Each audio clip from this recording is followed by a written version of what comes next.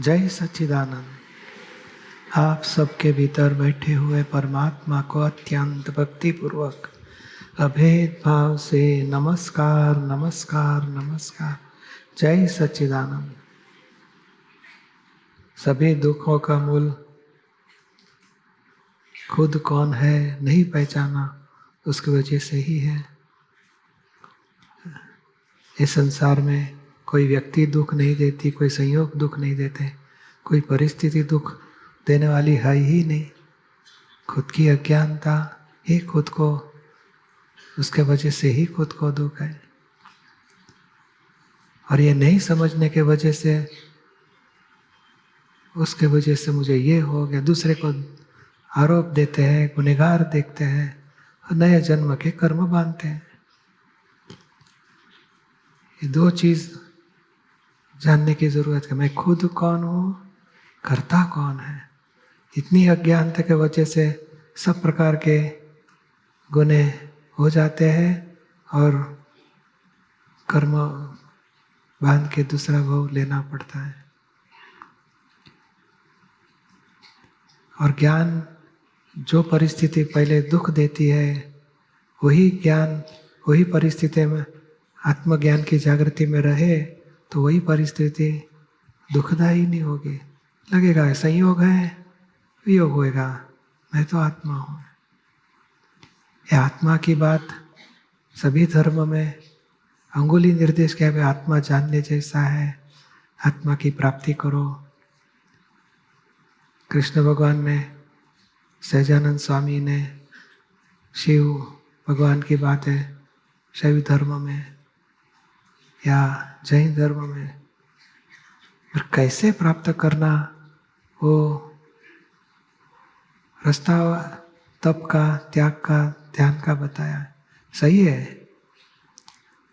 और वो जमाने में मन वचन काया की एकता थी महावीर भगवान के टाइम पे।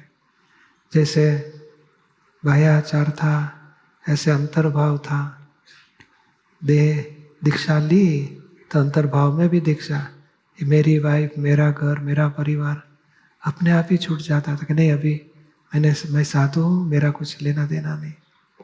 और इस काल में मन वचन काया की एकता टूट गई है। बाह्याचार अंतर्भाव में लिंक टूट गई है। देह उपवास में है, मन में हो जाता है कल फ्रिज में एक केक रख दो, कल खाऊंगा। तो मन खाने में गया और देह उपवास में रहा। तो ये फायदा दूसरी तरीके से देह संसार में है, हमारा भाव से हम आत्मा में रहे तो संसार से मुक्त हो गए, ऐसा लाभ मिल सकता है। यानी कुदरती रूप से, अपवाद रूप से अक्रम मार्ग खुला हुआ। और मन वचन काया, देह वाणी वर्तन सब संसार में गृहस्थी स्थिति में है और खुद आत्मभाव में आ गया तो भीतर से छूट गया। अभी नया कर्म डालेगा नहीं, नया बीज डालेगा नहीं, पुराना फल पूरे हुए तो मोक्ष होएगा। यानी एकांत मोक्ष मार्ग खुला हुआ है। और ये मोक्ष मार्ग की जो मूल वस्तु है, खुद कौन है जानने का, वो दादा भगवान की कृपा से हमें ये प्राप्त होता है। इसी की जागृति में रहना है। संसार के व्यवहार जो हमने बांधे थे, वही कॉजेस डाले थे, उसकी इफेक्ट रूप से व्यवहार आते रहेंगे। और नया कर्म कभी बनता था, खुद की अज्ञानता होगी तो, और ज्ञान में रहे तो नया कर्म नहीं बनेगा और पुराना कर्म का फल ज्ञान में रह के, आज्ञा में रह के पूरा किया तो छूटते जाएंगे।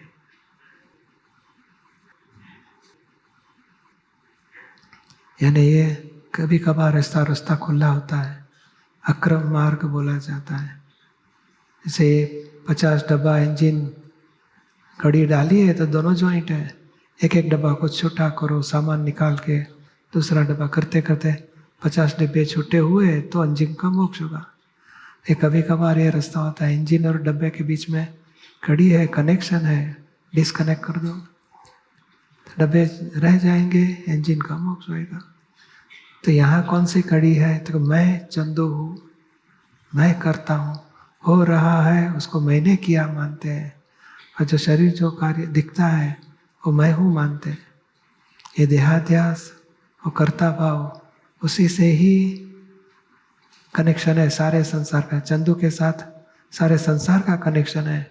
चंदू किसी के हस्बैंड है, किसी का बाप है, किसी का लड़का है, किसी का जवाई, किसी का ससुर, और मैं चंदू मान लिया तो सारे संसार खुद के ऊपर आ गया।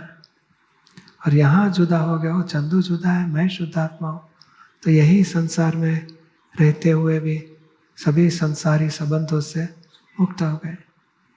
और दादाजी ने वही वैज्ञानिक रास्ता बताया है कि त्याग करने का नहीं, मगर अहंकार ममता का त्याग करने का, आत्मस्वरूप का ग्रहण करो। त्याग और ग्रहण की झंझट छूट गई। अभी संभाव से एक एक संयोगों को, एक एक परिस्थिति को, एक एक व्यक्तियों का हिसाब समता भाव से पूरा करो,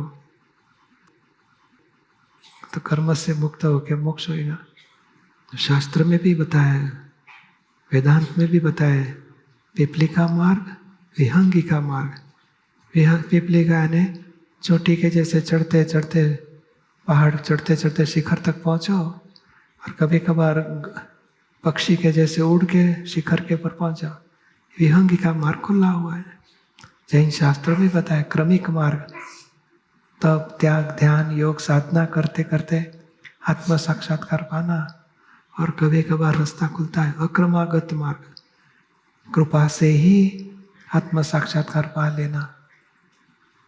मूल पुरुषों ने यही बताया था कि आत्मा का साक्षात्कार कैसे प्राप्त करना। तो ऐसे जब ज्ञानी पुरुष रहते हैं उनकी कृपा से हो जाता है। बाकी संजोगों का बाद में तप नहीं करना है, त्याग नहीं। हाँ, बाह्य तप नहीं, अंतर तप है। प्रकृति कार्य करेगी, वहाँ आत्मभाव में रहना, वो अंतर तप है। त्याग अभी करने का रहता नहीं है, संयोग का संभाव से निकाल करने का रहता है। ध्यान तक शुद्धात्मा का खुद को प्राप्त हो जाता है, शुक्ल ध्यान बोला जाता है। वो 24 घंटा दिन रात जागते सोते काम करते उठते बैठते, मैं शुद्धात्मा हूँ, ध्यान में ही रहेगा। साधना 5 आज्ञा, वही साधना, दूसरी कोई साधना की जरूरत नहीं। आज्ञा वही धर्म, आज्ञा वही तप, उससे मोक्ष मार्ग पूरा होता रहेगा। यानी बहुत अनंत अवतार में जो नहीं हो पाता वो कृपा से 2 घंटे में हो जाता है। हमारे तरफ से ज्ञानी जो कहते हैं, आज्ञा जो बताते हैं दादा भगवान की, वो आज्ञा में रह के संसार व्यवहार समता भाव से पूरा करना, वही पुरुषार्थ है। थोड़े कुछ प्रश्न लेते जाएंगे। पूज्य श्री, मेरा प्रश्न ये है कि ब्रह्मचर्य की हमारे जीवन में क्या महत्व है, और इस मार्ग पर चलने पे हमारे जीवन में इसका क्या लाभ है?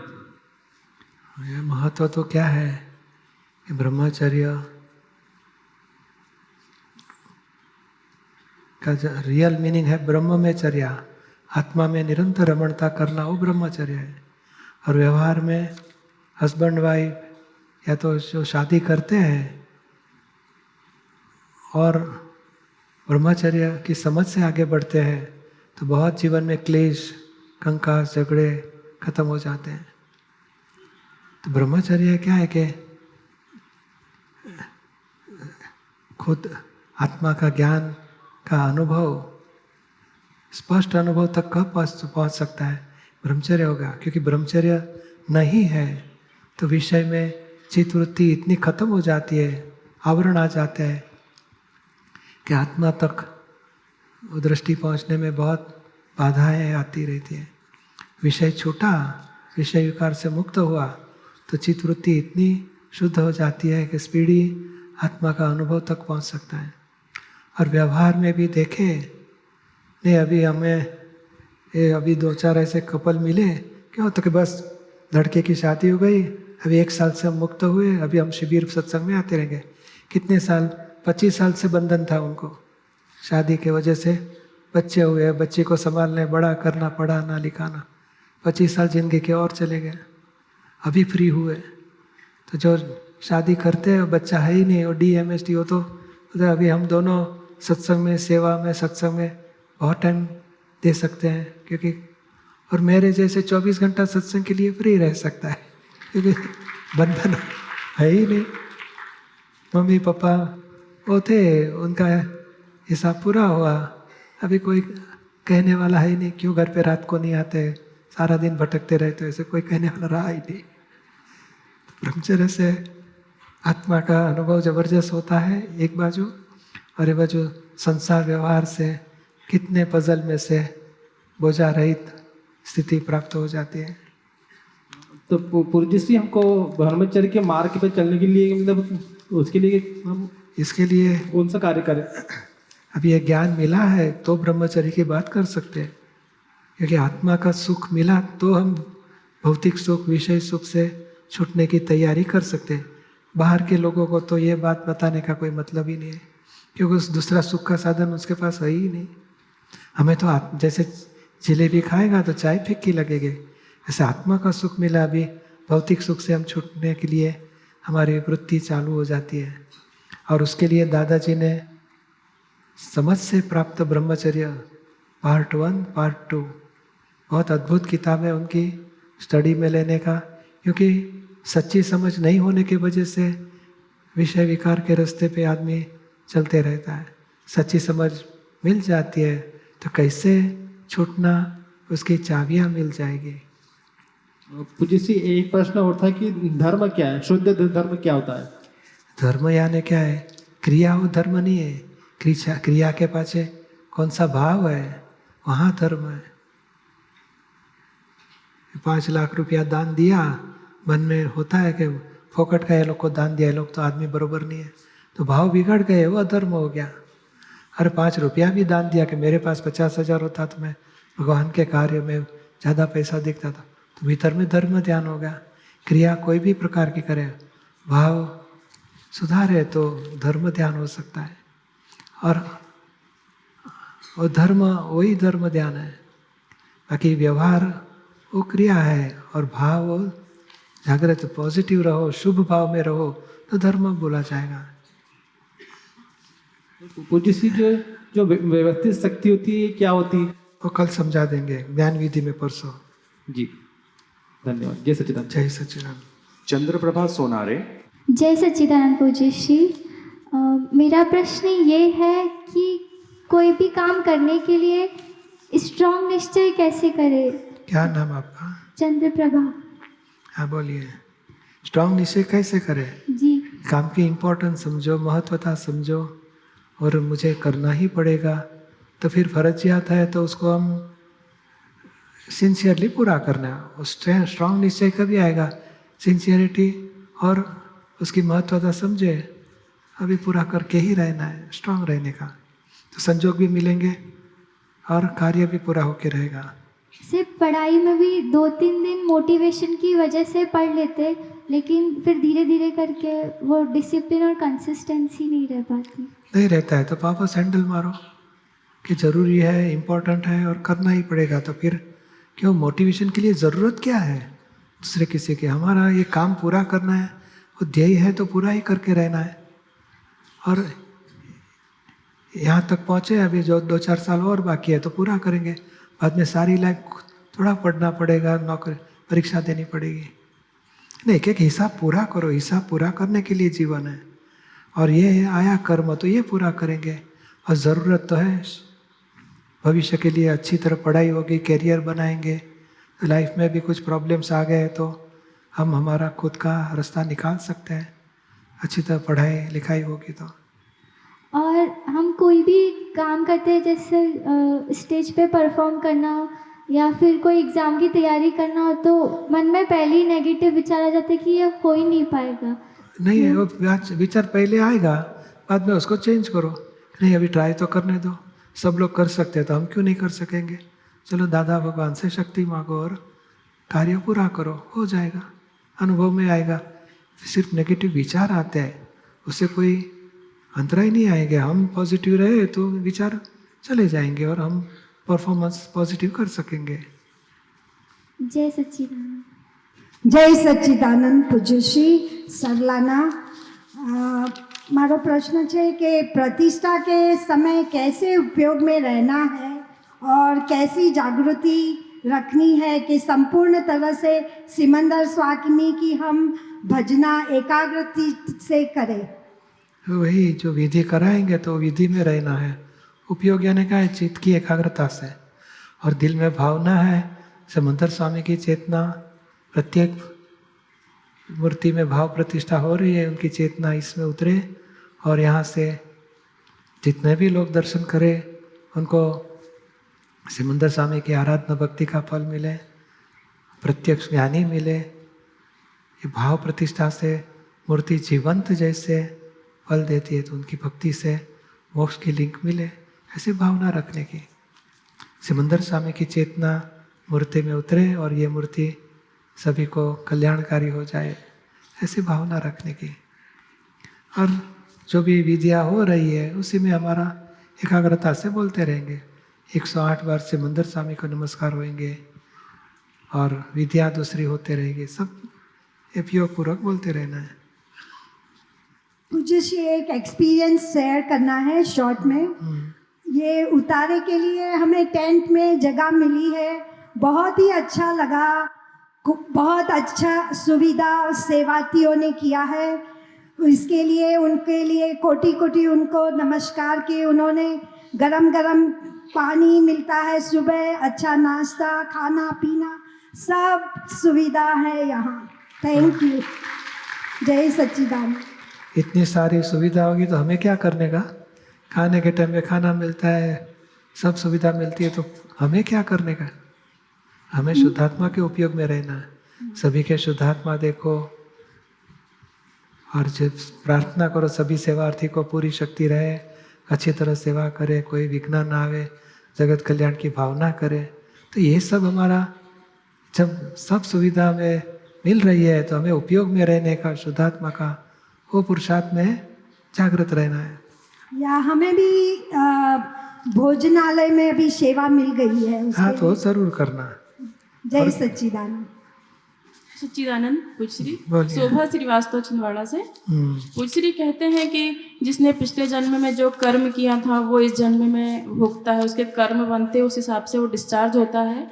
लेकिन जनसंख्या तो दिनों दिन बढ़ते जा रही है, उसमें कुछ नई आत्माएं भी आती होंगी, नए इंसान भी जन्म ले रहे हैं। जैसे अपनी पृथ्वी में मानव पहले बहुत कम थे, अब दिनों दिन इतने ज़्यादा बढ़ गए हैं, जिसमें कुछ लोग तो नए आए होंगे, तो वो उनका कर्म कैसे डिस्चार्ज होता होगा, ये हमें कैसे पता चलेगा कि ये नया है या पुराना?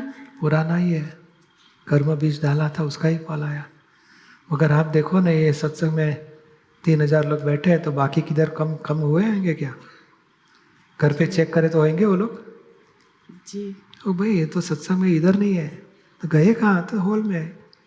पॉपुलेशन जो मनुष्य की बढ़ गई दिखती है, तो जानवरों की, कुछ पक्षियों की, कुछ देवगति से, नरगति से, कहीं से जीवात्मा यहाँ आता है 4 गति में से वापस।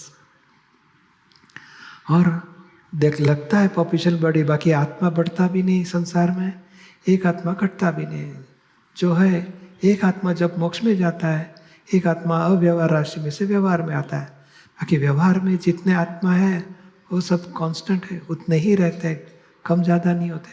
हाँ होता क्या है, एक यानी जानवर गति में से मनुष्य में आएंगे।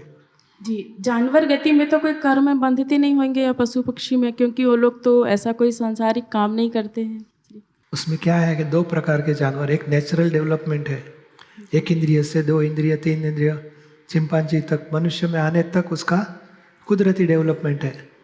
और मनुष्य में आने के बाद बुद्धि अहंकार डेवलप होता है, धीरे धीरे वो डेवलपमेंट बढ़ते जाता है।